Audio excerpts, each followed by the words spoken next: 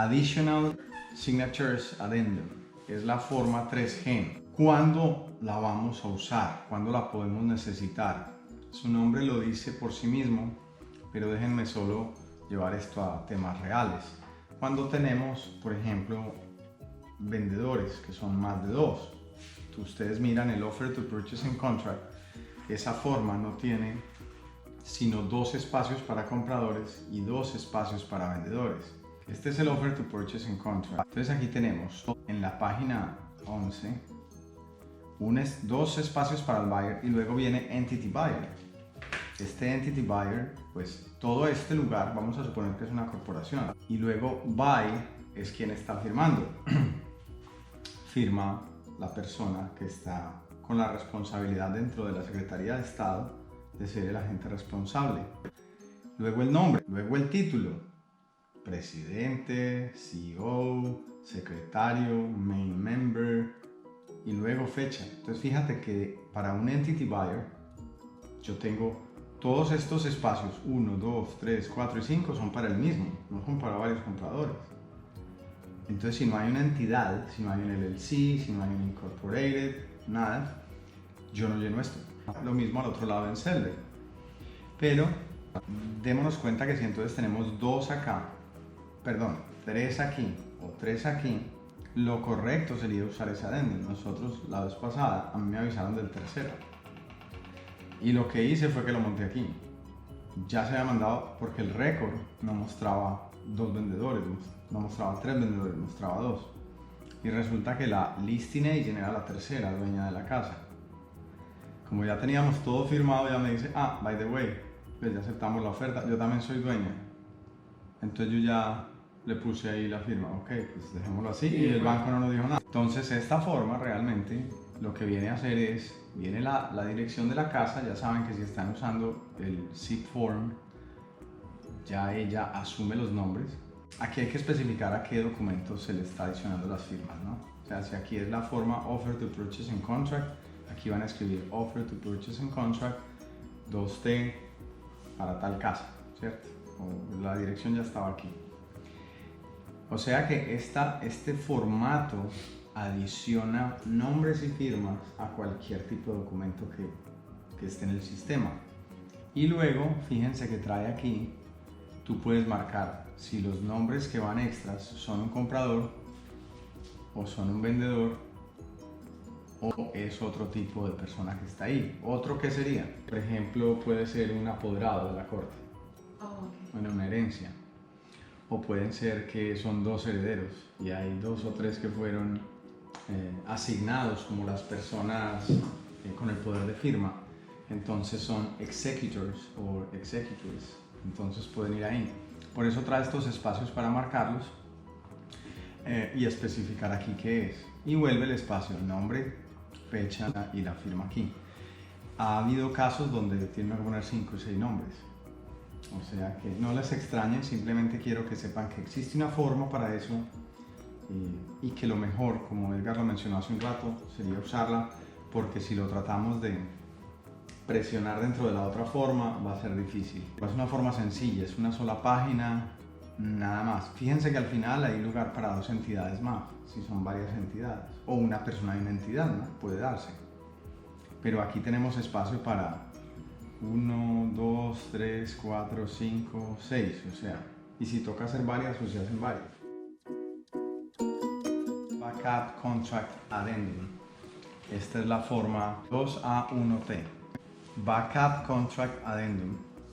Lo primero que tengo que decirles es que muchas personas en el mercado agentes le llaman a esto un Backup Offer. Si ustedes escuchan la palabra Backup Offer, se refieren a lo mismo. ¿Cuándo va a necesitarse esta forma? Resulta de que tenemos múltiples ofertas y ustedes lo van a leer de pronto en el MLS y la persona que ganó fue otro, pero dicen el vendedor está aceptando backup offers o backup contract.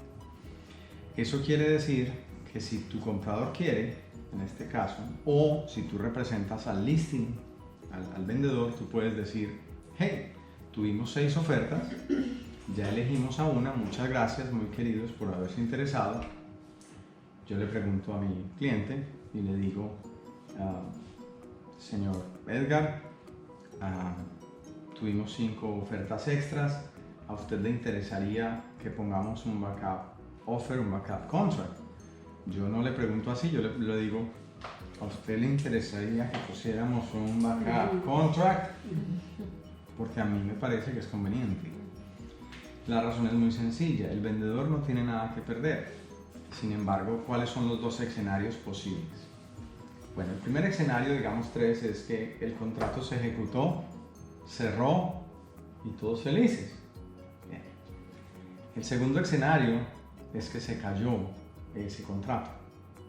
Hubo un problema en el camino o porque no le aprobaron el préstamo, alguna situación financiera, perdió el empleo, se endeudó, lo que sea. O una situación con la casa misma, reparaciones, avalúo. Lo cierto es que no se cumplió. Entonces, si el vendedor tiene un backup contract, el backup contract es el mismo offer to purchase form, llenado igualito con los términos que se acuerdan. ¿Qué de segundo? Me ofrecen eso.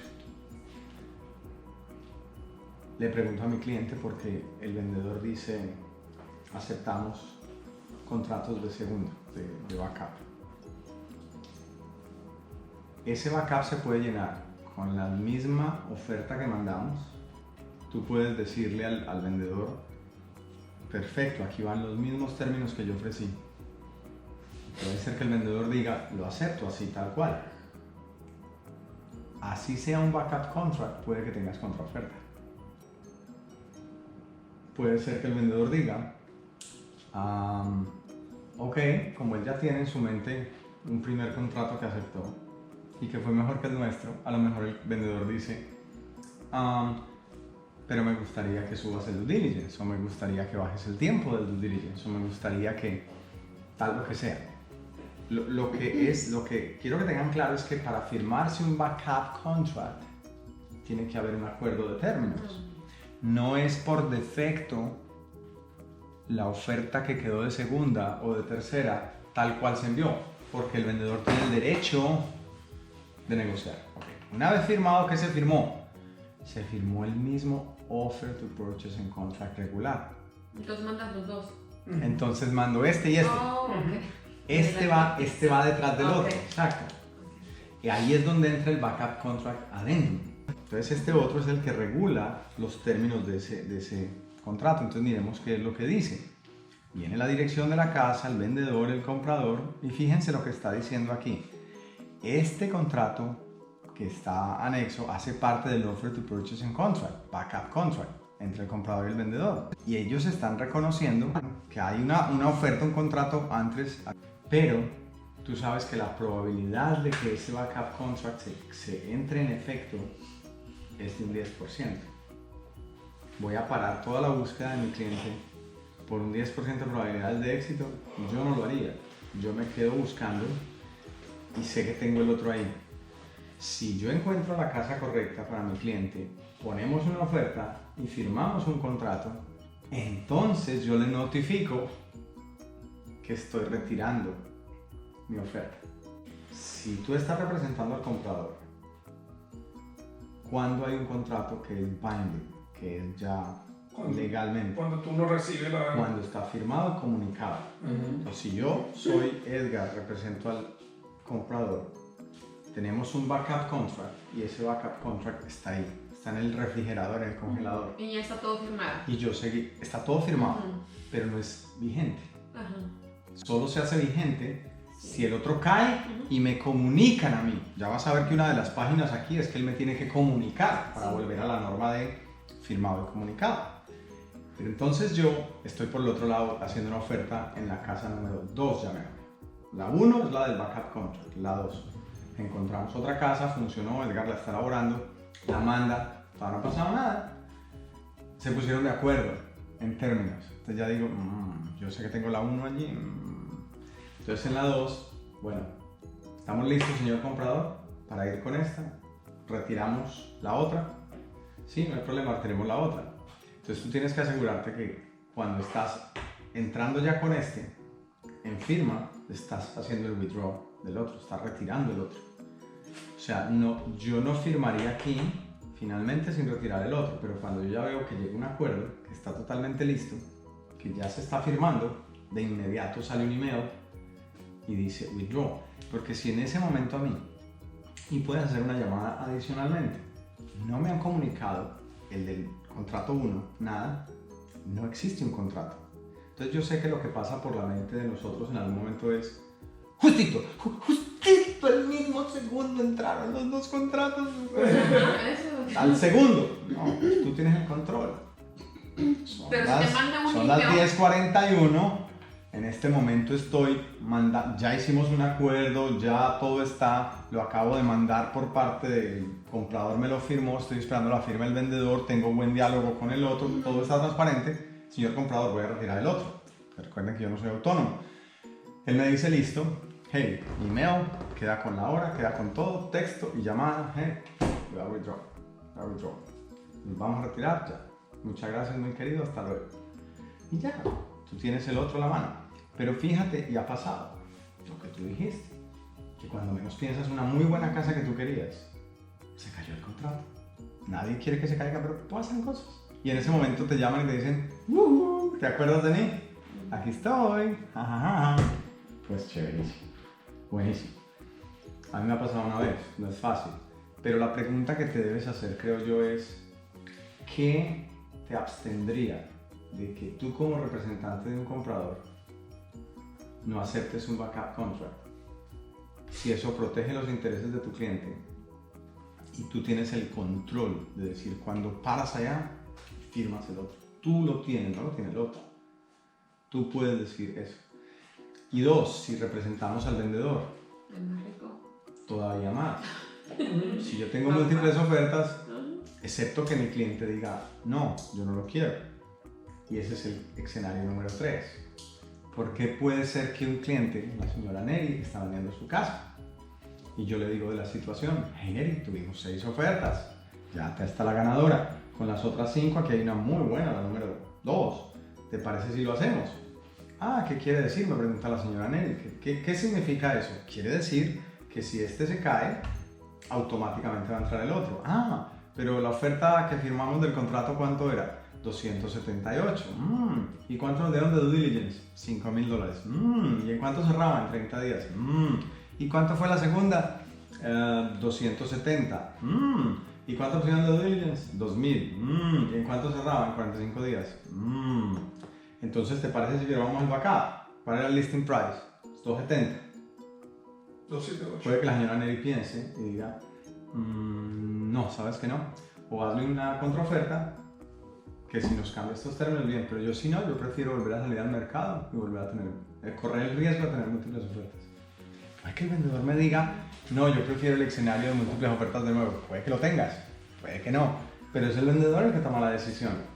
Hay vendedores que te dicen, no, buenísimo, si son ofertas sumamente buenas, ya, automático, hagámoslo. Yo lo recomendaría en los dos casos y lo he hecho. Ahora, ¿qué es claro? Es más trabajo para ti como agente. Eso es claro. Recientemente, una casa en Durham, mis clientes la querían y sale hoy, programamos para ir mañana. Mañana en la mañana ya fue. No alcanzamos ni a verla. De esas que chorreaban la baba por la casa. Al final decidieron que no, pero ellos me recibían un backup contract, pero se fueron que no porque dijeron, ese 10% de probabilidad de que salga es muy duro esperar ahí, entonces dijeron no lo hago. Pero honestamente si hay una casa que es una joya de la corona, que la persona dice, es que tiene, o sea, es exacto, tu cliente que está en la zona de Rider Creek, que es un radio específico, sus vecindarios son marcados, ahí en esas calles yo tengo que vivir. Yo pongo acá, pero te da varias. Así ya esté bajo contrato. Sí, claro. Yo hablo con el listing agent y le digo, mira, sé que estás bajo contrato, congratulations. Tengo un cliente sumamente interesado. Tu vendedor está interesado en recibir backup contract. ¿Cuál es el problema? Le pongo, Pero nada. ¿es trabajo para ti? Nada. Pero pum. En una de esas se cae una, pero justo tenía lo que queríamos. Ok, lo hice, lo agarré, cumplí el propósito. ¿Sí? ¿Tiene sentido? Cuando uno va a trabajar a un circo y el trabajo único que hay en este caso es de malabarista, uno arranca con 3 naranjas. Y adivina qué, se caen las naranjas. Es más, hasta con 2 arranca uno. Pero el malabarista al rato, de varios meses, con 3 naranjas anda. Ya se aburre. Y dice, probemos la cuarta. Y adivina qué pasa con la cuarta. Se le caen las naranjas. Y cambia naranjas porque ahora se me ayudaron y duele a las 4 naranjas. Al cabo de unos meses, ese malabarista anda comiendo, tomando cóctel por aquí, ni siquiera mira las naranjas. ¿Y cómo le hace? No, pues lleva varios tiempo haciendo 4 naranjas, 5 naranjas, y 6 naranjas, y 8 naranjas. Entonces, tranquila, es un proceso. Tú vas a ser capaz, tienes todas las habilidades para hacerlo. En este backup contract, entonces, notemos que aparece la dirección, el nombre del vendedor, el comprador. Luego, fíjense que dice que el vendedor previamente ha entrado en contrato en esa propiedad que está puesta arriba con, y aquí se coloca, dice insert last name only, o sea, con Mr. Soho. Entró bajo contrato con esa persona y fíjense lo que aparece luego. It is a condition of this backup contract that the primary contract is terminated. As described below, before buyer and seller shall be obligated to perform under this backup contract. En ese primer campito arriba se coloca el apellido del comprador que tiene el contrato en primera línea. Entonces fíjate que aquí esta condición es importante y hace referencia al temor que tenemos. Muchas veces lo que me ha pasado a mí, no todos los agentes son iguales, es que antes de, cuando ha estado el otro contrato shaky, me llama la gente y me dice, hey, pilas, atento. Esto aquí está, puede ser que te toque, a que estés atento. Porque claro, a él le interesa que yo después no le diga, oh, sorry, ya tengo otro contrato. No, a él le interesa que el otro contrato entre. Listo. Segundo, termination of primary contract. Entonces fíjate, termination of the primary contract shall be evidenced by. Entonces tiene que ser demostrado que se terminó el otro. Written release signed by all parties thereto or written notice of termination. O sea, hay varias opciones, cualquiera de ellas, incluso el tema del final judgment, pero cualquiera de estas opciones tiene que estar cumplida para que realmente se compruebe que el otro terminó. O sea, no pueden haber 2 contratos obviamente a la vez. Aquí está diciendo en el tercero, indemnification, hold harmless, entonces está explicando que lo está manteniendo al comprador como libre de todo tipo de efectos, daños,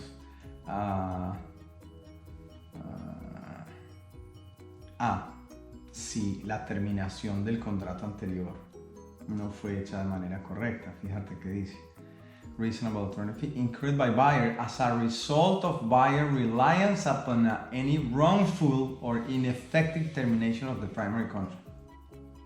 En resumen, entró en el contrato número 2 en vigencia, pero resulta que el vendedor, hablemos de el vendedor, no terminó legal apropiadamente su primer contrato número 1 y luego se vuelve a activar el 1 y entonces claro, aquí lo que está diciendo este punto es que debe indemnizar y debe responderle al comprador número 2 si lo hizo meter en un contrato.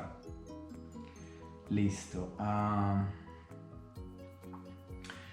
Fíjate este, modification of primary contract. Modification of the terms or condition of the primary contract, including extension of time, shall not constitute a termination of the primary contract. Sí, un contrato puede tener modificaciones y eso no implica que fue una causal para que el contrato número 2 entrara. Access to primary contract. Buyer and seller agree that the buyer may not examine or otherwise have access to the primary contract without written permission from seller and primary buyer. Seller represents that the primary contract calls for a settlement date of time. A eso se debe llenar. Esta es la fecha. Entonces fíjate que hay dos datos que hasta ahora el vendedor debe llenar. Uno, el apellido del comprador. Dos, la fecha que se supone que debe cerrar el otro. Initial earnest money deposit. Buyer and sellers agree that any earnest money deposit shall be deposited within 3 banking days following the effective date of this backup contract, even while this backup contract is a secondary position. Entonces, una de las preguntas que yo he recibido mucho con esto es, si yo firmo un backup contract, ¿tengo que entregar ya el earnest money deposit? No. Es cuando entra vigente, tengo 3 días para hacerlo. ¿Vale? Listo. Claim. No hay due diligence. Puede haber due diligence, claro que sí. Y es due, como dice el otro del contrato. Te lo van a pedir de la misma manera, de manera inmediata. Closing on primary contract. In the event the primary contract closes, then this backup contract shall become null and void, and any earnest money deposit shall be refunded to buyer. Si hay que devolverla, pues. Notification of termination of primary contract. In the event the primary contract is terminated, seller shall promptly provide buyer a written notice stating that this backup contract has become primary, por escrito, and written evidence that the primary contract has been terminated as provided in paragraph 2 above. Okay. Luego vienen los due diligence dates, due diligence fee. Pero eso está ya en el chetín. Sí, pero fíjate que está diciendo aquí, due diligence fee. Any due diligence fee provided for in this contract shall be due and payable within 5 days after delivery of buyer notice of primary status. O sea que nos está dando ahí 5 días. Due diligence period, se coloca la fecha que se colocó para el due diligence period, que normalmente son tantos días, no es una fecha. Porque como no sabemos el punto en el cual entraría en vigencia. 3 weeks. 21 days, whatever. En vez de colocar fechas, vas a colocar días. 5 o 30, depende del tipo de loan que tengamos. Lo que se acordó. Exactamente. Buyer right to terminate. Mira esto. Buyer may terminate this backup contract without liability by giving written notice of termination to seller at any time prior to receipt by buyers of notice of primary status, and any earnest money deposit shall be refunded to buyer. Entonces fíjate que es un email, como yo les decía, yo ya estoy listo a firmar aquí. Comprador, ¿terminamos al otro lado? Yes, ok. Ya, mando a las 3 de la tarde, 0 minutos, 28 segundos, se terminó. Automatic termination, ojo a este. In any event, buyer must receive notice of primary status from seller no later than 5 p.m. on. Entonces aquí podemos poner una fecha en la cual se está poniendo como límite. Porque puede ser que tú o el comprador, cualquiera que sea, dice, hombre, yo voy a tener esto de backup, pero hasta 20 días, hasta el día que pasa la vida de vigencia, 30 días, no voy a esperar toda la vida yo aquí. Entonces esto se acaba en tal fecha. Lo puedo poner. Pues en la página número 2 es Notice to Buyer that backup contract is now in effect. Esta página 2 es la que el vendedor le manda al comprador notificándole, hey, buenas noticias, envía junto con, porque este es un addendum, hacer un addendum es parte del... Exacto, vale. Buyer possession before closing agreement. Esta es la forma 2A7T. Primero es que entendamos que existe la posibilidad de que un comprador reciba la casa antes. Y aunque esta no es la forma que estamos discutiendo ahorita aquí, también existe de que la reciba después del cierre. Las dos son válidas. Pero esta forma se refiere a recibirla antes del cierre. Y esa es una salida en ciertas circunstancias. Fijémonos que podría causar eso y qué puntos a tener presentes. Igual este es una addendum al Offer to Purchase and Contract. Miren esto en rojo. Warnings to buyers and sellers. This form may not be used for long-term occupancy, lease purchase or lease option transactions. Entonces esto solo se da cuando el periodo es relativamente corto, unos pocos días, 3 días, 4 días. que se le va a permitir. Puede que sea una semana, puede que sean 2, pero no cubre, no protege, no está destinado o hecho para reemplazar un contrato de renta. Son dos cosas distintas. Ejemplo, Hubo una situación, te voy a dar un ejemplo real. Estábamos cerca de cerrar y en las inspecciones hubo un problema con el séptico. El séptico hay que cambiarlo. Y el séptico es un séptico que requiere aprobación del Estado porque no es el regular, sino el de filtrado por arena. Y los permisos del Estado van a tardar 3 o 4 meses. Y las dos partes deciden que van a seguir adelante con el contrato. Pero el comprador dice, necesito que me permita estar ahí. Entonces ese es un periodo largo de tiempo, necesito vivir en la casa. Ok, entonces puede haber un paréntesis ahí, el contrato de venta puede seguir. Pero ahí ya esta forma no aplicaría, porque ya son 3-4 meses que le va a permitir el vendedor al comprador vivir. Miren el otro punto. This form does not address important issues typically addressed in a residential lease and should only be used for short-term occupancy. You are advised to confirm, this is very important, with an insurance professional the terms of coverage under your property and casualty insurance policy before using this addendum. Este fin de semana nosotros tuvimos una situación. Edgar la vivió y el cierre estaba para el viernes estaba para el jueves. A las 10 de la mañana. No se pudo cerrar esa hora, lo movieron a la 1:30, no se pudo cerrar esa hora, el paquete no llegó, dieron las 4:30 de la tarde, el paquete no llegó. Viernes, no habían cortes. Entonces el comprador nos dijo, yo le preguntaba al vendedor, hey, sabíamos la situación, los clientes vienen de fuera del estado, tienen afuera el carro cargado con todo, venían listos tienen la familia, los niños, todo. Por favor, le pregunta a los vendedores si le permite que se queden ahí, early possession, el lunes vamos a cerrar, tenemos que ir to close. ¿Qué es lo primero que tú piensas? Peligrosísimo de todas maneras. ¿Qué es lo primero que tú piensas?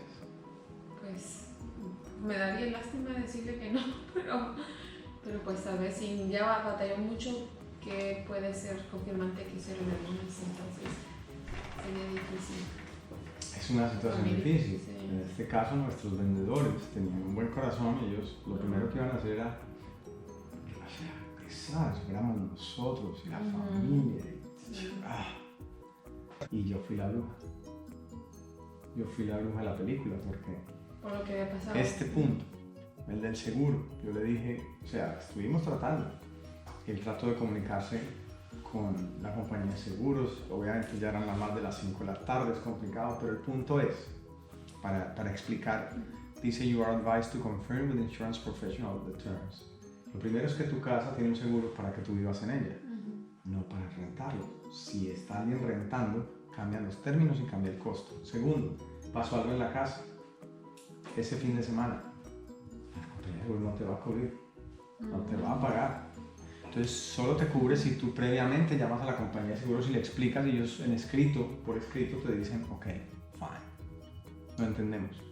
Pero si no, el riesgo que cubre el vendedor es de que algo pase. Y yo sé que en ese punto del partido todos dicen, pero no seamos pesimistas, pues, o sea que el fin de semana no va, todo pues se va a quemar la casa, se va a inundar. You never know. No sabes. Pero te doy otro ejemplo como es la compañía de seguros. Ustedes esta frase se la van a aprender, un cierre no es un cierre hasta que no cierre, es más, hasta que no está registrado, ese es el significado de un cierre. El fin de semana pueden pasar cosas, y si el lunes dicen no cierro, o no aprobó el banco, o corrieron otra vez el crédito y se endeudó justo el fin de semana con algo, no sabes. Ahora ya se metieron en la casa, pusieron sus muebles. Como toda mudanza trae, el tallón, el no sé qué. Ahora están ahí los niños, está todo, no me aprueban, no de unos días, yo voy a arreglar las cosas. Ya está dentro, ya está dentro de la casa. Esperas. Entonces tengan eso presente y ustedes me dirán, entonces nunca has permitido eso. Bueno, yo no soy el que permito, no permito, yo tengo que dar mi consejo y advertirle estas cosas a mi cliente. Pero a veces me ha pasado de los dos lados. Mi cliente ha dicho, lo hago, perfecto. Y a veces he tenido donde me han aceptado a mis clientes vivir ahí. ¿Qué es lo que se ha hecho casi siempre para protegernos? Hemos firmado un contrato de renta por $1. O si son una semana, hemos prorrateado lo que fuera una renta y listo. Y se firma el contrato de renta. Pero lo lógico entonces es que tú hables con la compañía de seguros, ellos te confirmen que vamos a estar bien. 2, firmas un contrato de renta entre las partes, le pones al menos $1 de cobro o 100 o lo que sea, ¿cierto? Porque el vendedor muchas veces puede decir, hombre, que al menos me pague la proporción para yo pagar los intereses ya hubiéramos cerrado, ya hubiéramos pagado toda la deuda, yo no tengo por qué cargar intereses extras. Perfecto, eso es muy normal. En esos casos es posible. Entonces esto no existe porque sea algo imposible, existe porque hay que saberlo manejar. Y quiero que lo tengan en su mente porque siempre hay salidas, siempre hay opciones. Pero de repente si uno no lo ha vivido, el día de mañana te pasa y eres tú como yo no sabía, sí, hasta que no le pega el primer golpe y le pasa. Sí. Entonces básicamente esta forma trae la dirección de la casa, vendedor, comprador, cuánto la posesión, cuándo va a iniciar, ¿sí? Cuándo va a moverse a la casa. Y aquí trae algunos otros términos, por ejemplo, buyer waiver and acceptance of property condition, o sea, la buyer taking possession of the property on or after the commencement date, buyer waives any further due diligence rights under paragraph 4 of the contract, and buyer waives the contingency under paragraph 11 of the contract relating to the condition of the property at closing. ¿Te dan cuenta de eso? And accepts the property in its condition at the commencement date. No puede salir a decir que después de que se pasó hay cosas que no funcionan. Sorry, así la recibió, así se quedó. Punto importante. Buyer obligation to maintain the property. Entonces ahora responsabilidad de él. Rent, mira, el valor que se va a pagar de renta.